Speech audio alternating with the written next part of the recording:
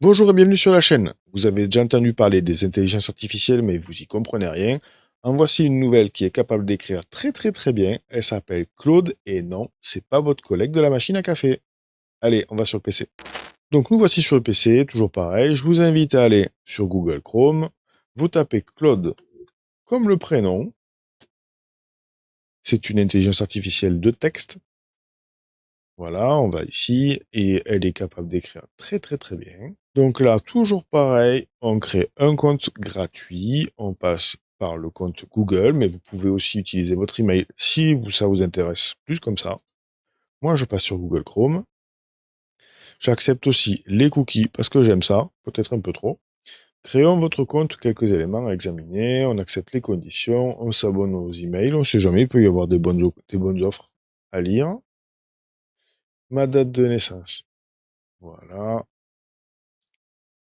Et maintenant, on arrive tout de suite à la partie on peut payer. Bon, donc nous, non, on a une partie free, découvrez Claude à 0 €, et après on passe à 15 € par mois pour une facturation annuelle, avec un plan pro, ou là 90 € pour vraiment aller plus loin, vraiment, vous irez jamais là.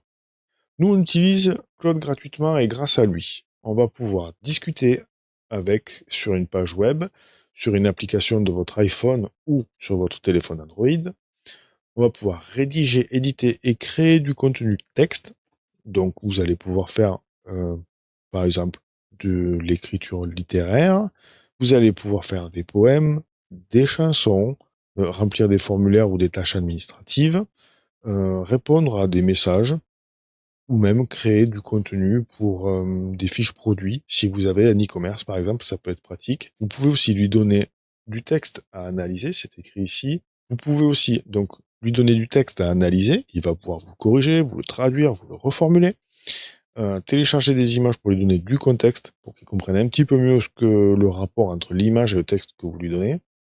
Il va pouvoir générer du code informatique et visualiser des données. Si vous lui donnez une grande liste de choses à avaler, il sera capable de l'analyser beaucoup mieux qu'un analyste humain, parce qu'il va avoir beaucoup de mémoire à disposition et faire du tri et du filtrage. Obtenez des résultats de recherche web dans la conversation. C'est nouveau ça. Jusqu'à présent, Claude ne pouvait pas se connecter à Internet pour vérifier des informations que vous auriez trouvées ou pour essayer de mieux comprendre grâce à lui.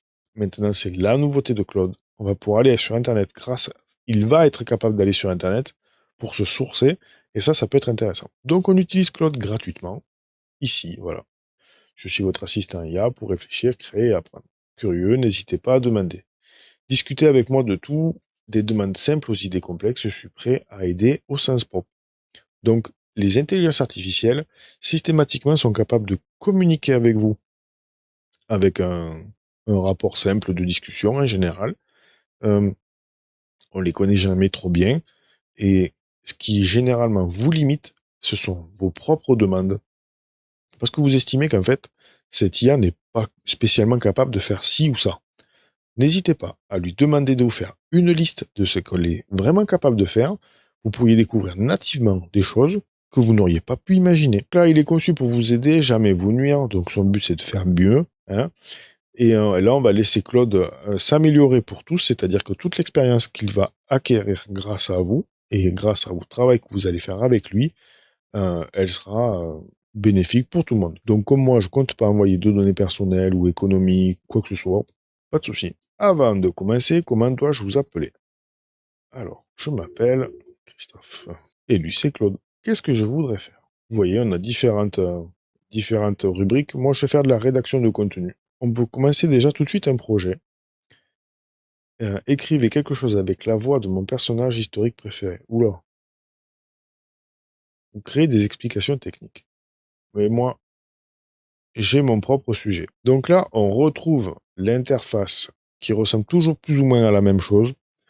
Donc là, on voit que de suite, on peut faire la mise à niveau ici. On a des rangements sur le côté pour les différents chats qu'on a ouverts, ainsi que les projets. Et la boîte de saisie ici pour travailler. Donc ici, on va pouvoir taper du texte pour commencer à demander des choses à Claude. Là, si vous aviez vu la vidéo précédente, vous savez ce que c'est. C'est Killbot qui va m'aider si j'ai besoin à corriger du texte que j'aurais écrit mais mal. Normalement, les IA de langage, elles en ont rien à faire. Elles sont capables de réécrire, de comprendre en tout cas ce que vous lui demandez, même si vous avez très très mal écrit. Le bouton plus ici va vous servir à téléverser un fichier, par exemple, prendre une capture d'écran de votre ordinateur et ajouter depuis GitHub. Alors, il y a des choses bizarres. Téléverser un fichier, en gros, vous avez un document Word que vous ne comprenez pas. Vous avez une photo avec laquelle vous allez donner du contexte, par exemple, pour votre contenu. Vous le faites glisser par là, et Claude s'en servira comme si vous le présentiez à un collègue. Vous pouvez aussi prendre une capture d'écran directement d'une page web que vous avez, déjà ouverte. Donc moi, par exemple, là, j'ai ma page Google. Je fais prendre une capture d'écran. Il va chercher à savoir quel onglet Chrome je veux. Vous voyez, là, j'ai mon nouvel onglet. Mais j'aurais pu avoir, hop, ici, un autre onglet. YouTube, par exemple. Voilà, j'ai un onglet YouTube. Claude voudrait une capture d'écran et me demande quel est l'onglet que je veux récupérer. On va dire celui de YouTube. Hop, je peux le lui partager et automatiquement, il est prêt à partir. Ajouter depuis GitHub. Alors GitHub, ça sert aux gens qui font de la programmation de manière générale. C'est une bibliothèque publique sur laquelle on peut poser du code et le mettre en sauvegarde et à disposition si on veut. Et d'autres personnes peuvent vous aider à le corriger ou pas. Ça vous regarde pas, vous n'aurez pas besoin d'y toucher. Mais sachez à quoi ça sert. Vous pouvez aussi utiliser un projet si vous avez déjà un historique d'un cloud qui se trouve ici. Voilà. Donc ça, c'est pour le bouton plus. Grâce à ce bouton ici, recherche et outils, vous allez pouvoir utiliser différents styles. Normal, apprentissage, concis pour faire quelque chose de court, explicatif si vous êtes un peu plus dans le court, et formel si vous faites de l'administratif par exemple. Vous pouvez aussi créer et modifier des styles en fonction de vos besoins, ça viendra avec le temps. On continue. La réflexion approfondie, comme vous pouvez le voir ici, j'ai 3 jetons restants jusqu'au 1er novembre. Donc là, nous sommes le 25, donc j'ai 3 jetons pour 5 jours. La réflexion approfondie, c'est dans le cas où vous demandez quelque chose qui demande, comme le dit l'intitulé, une recherche un petit peu plus poussée, en analysant beaucoup mieux les paramètres de votre contexte. Et là, ça demande bien sûr plus de ressources. C'est comme quand un collègue de travail vient vous voir pour une banalité, presque vous avez envie d'y dire, ça fait 10 fois que je te le dis, mais c'est juste là. Et la réflexion approfondie, c'est quand vous tombez sur un cas particulier où là, effectivement, c'est un peu normal qu'il soit venu vous voir parce que c'est pas si simple. Et bien quand c'est pas si simple, réflexion approfondie. Alors, bien sûr, comme on est en version gratuite, on est limité, mais on peut peut-être arriver à se débloquer grâce à ça. La recherche web active ou pas, ça permet de sourcer, par exemple, sur YouTube, je voudrais une vidéo qui parle des intelligences artificielles.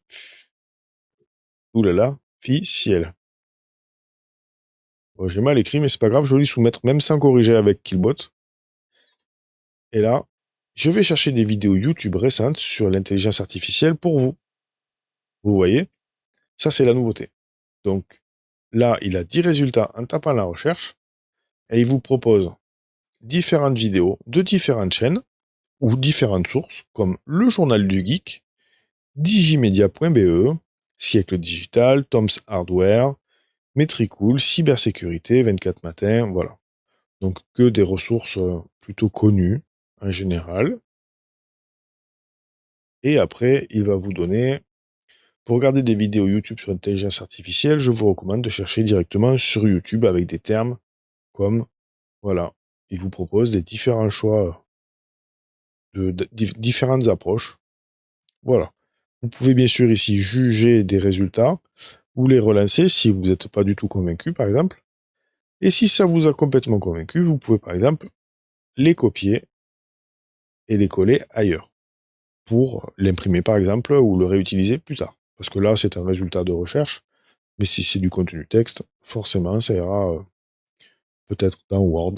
Hop, voilà. Donc avec ce bouton, vous allez lancer la réflexion approfondie. Il vous reste encore ici Sonnet 4.5. Qu'est-ce que c'est? En fait, c'est quelle version de Claude vous allez utiliser. Les appellations sont pas forcément les plus parlantes, même si de manière générale, ils commencent à un peu tous harmoniser un petit peu ça pour rendre un petit peu plus pratique. Mais on a la version Opus 4.1 qui est l'ancien modèle de brainstorming. Voilà, il consomme l'utilisation plus rapidement parce que c'est un ancien système, il est moins économique en énergie et en ressources matérielles. Le 4.5, c'est le meilleur pour vous répondre au quotidien. AIQ, c'est le plus rapide si vous vraiment vous voulez des résultats ultra rapides. Il y a certaines tâches quotidiennes qui demandent à être faites comme ça. Ça peut s'intégrer à votre métier. Il reste à vous de trouver le lien entre l'IA et votre métier. Et vous avez encore d'autres anciens modèles qui fonctionnent très bien, mais qui ne pourront pas forcément aller sur Internet. Et d'ailleurs, pour avoir accès à ça, il va vous falloir la fonction Pro. Donc là, moi, il y a un exemple que j'aime bien utiliser, c'est l'histoire du soir pour les enfants avant de se coucher.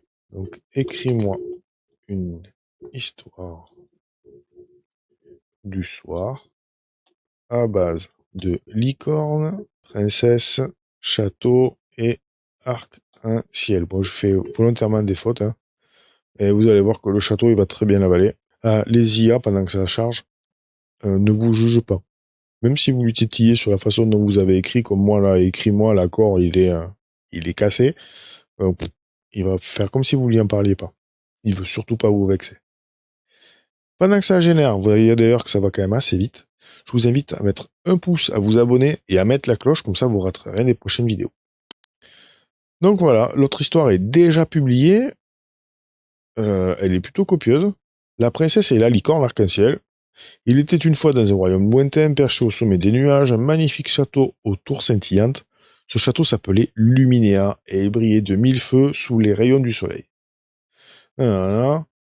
Voilà. Donc vous avez votre histoire du soir, prête à copier-coller. Vous pouvez ici copier, la télécharger en PDF et puis pourquoi pas l'imprimer, parce qu'on ne peut pas forcément déplacer son ordinateur dans la chambre de l'enfant.